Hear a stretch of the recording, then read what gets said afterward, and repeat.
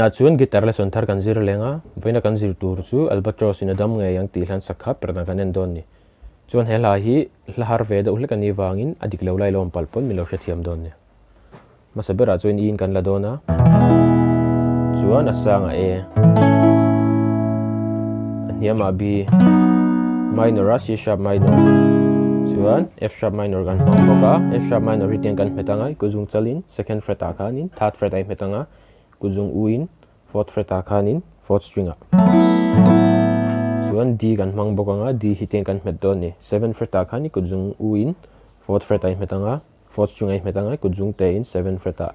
third string a kha D anianga chuan hian kan thlak lenga kuzung te kha da son la kuzung line sixth fret a khanin third string ai hmet le don ni kha D thaw ni le bokang chuan masabera chuanin a in cho ha kan enanga tina kal don ni chuan a chord progression hi E A E F sharp minor B tikhana kwal char char don ni voi thum masabera chuan tina kal don ni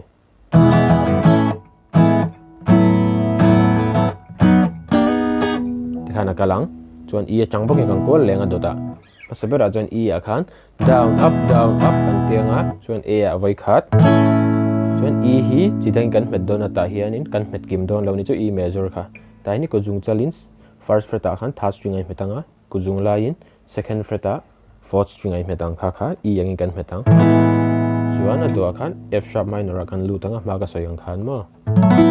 chuan B a kan lut leng E a down up A a voi khat E a voi khat chuan F sharp minor a down up kan tianga kan ti top nga langa music kha down up chuan B a voi khat kan stramang B a chuan hi ron om lenga third fret a khan a shui noi pathum kha kuzung lai ne mai kuzung chang du ber khanin step khatin slide phayang tikhan chuan anhoi a khan anhoi changin I thai chho le tihan bul changin a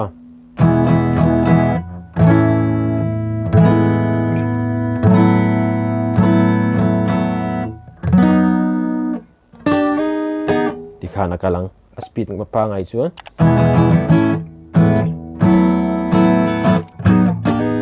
tikhana kal don ni chuan a dota chuan in tle min dang dona dota dang lam tur chu heta hianin F sharp minor a hianin down up chau kan tiang tai chuan down up tina kal don ni angai ve kanga dang kha chu E a up down up A a down E a down F sharp minor a down up B a down chuan hemi om lenga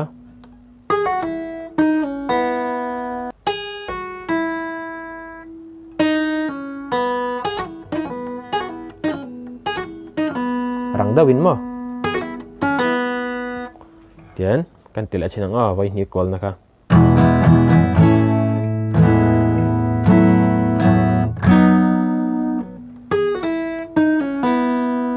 bulchang kan tila chinang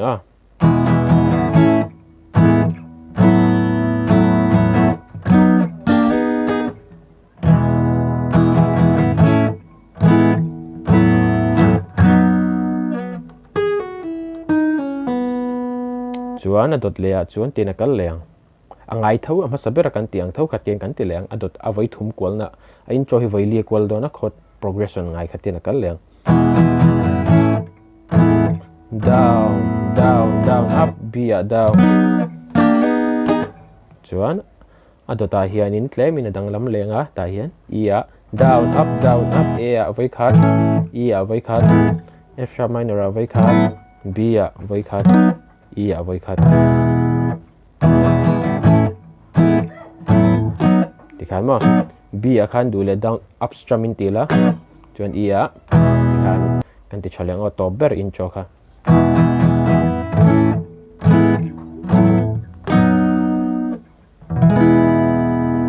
abul changin mong chang kan play chinang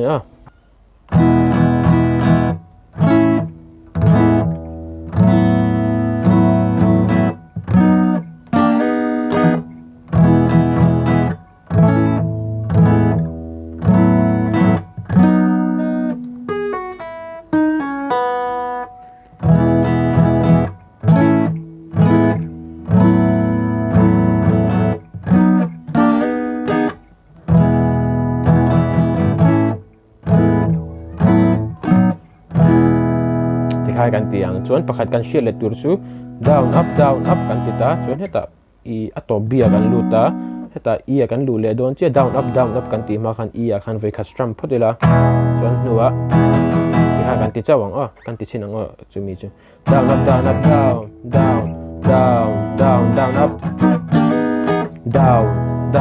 up ti ha kan tiang ato ta pot ti sia khana kalang chuan a in cho kha top na ti hena kal le don ni ka khan ka atop kan kharang sixth string second fret atang khanin fourth fret a kan va hamarang chuanin fifth string fourth fret atang in second fret a kan pull off leang ti han ti khana chuan a versa kan lut chiang a versa hian chord progression pahnih kan nei nga chu B A E voithum kan kolanga voithum kan kolna hian topa B kan bel le chuan second progression a chuan in C sharp minor D heting kan hme don kha chuan topa B a kan dut leang kan strum dan tur chu down up kan tiang B a hian first progression a khan B a hian down up kha voi ni zel kan tiang atir B a khan tinakal don ni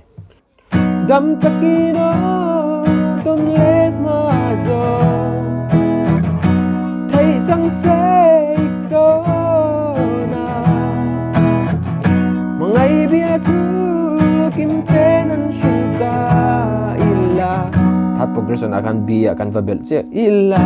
chuan second progression a lut lenga tinakal leang chuan second progression akan lu hian first progression a B kan verbal na kha ta khanin down up kan tilenga ta khanin tinakal don ni eng tin lo ngai C sharp minor khan down up kan tiliang eng tin lo ngai ve mo ti khan ka di ve kha i akan to bang buljan a verse kan play le sinang dam takino tom let MIZO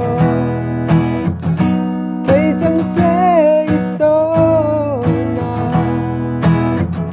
mangai bia tu kim tenan shuta illa eng tin lo ngai ve mo di ve kha tikha na verse chu kalanga chuan a chorus a tinakal leang a chorus a hian chord progression pakhat kan nei nga chu vaili kan repeat ang E ma kan hmeng khamo chuan F sharp minor ma kan hmeng khan chuan B ka vaili kan kolang a chorus a ma sabera hin tinakal do ni ton le ni herse kan to na ti khan mo E a khan down up A a down E a down F a down up B a down up a kha kan kol leang ton le ni herse kan to na chuan E a kan kol leang kan to na thin lai a khan F sharp minor thin lai zo chu manga zi ria hi anakal zelang akyang ma na so na to pa he tinakalang thin lai na zong adam ngei yang kan tian to pa kaldan kha E a down up A a down E a down F a down F sharp minor a down B a up in a down kan tiang up kan tiang chuan E a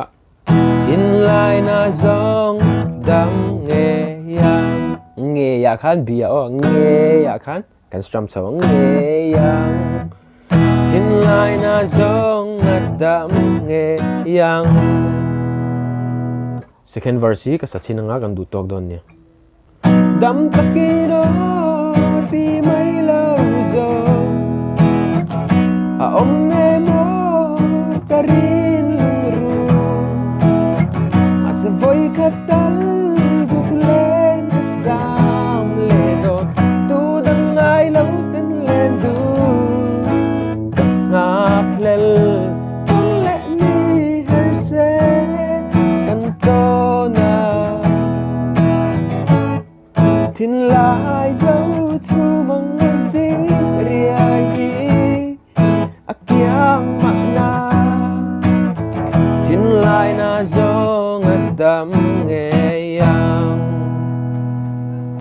ole khati song kha tun tuba guitar lesson kan zir thei chu ni se heke video chai tia hlawkpui nei lo nei ni chuan khonga in mi lo like in mi lo subscribe ve don nia guitar lesson le pe ka kan in hula cheu don nia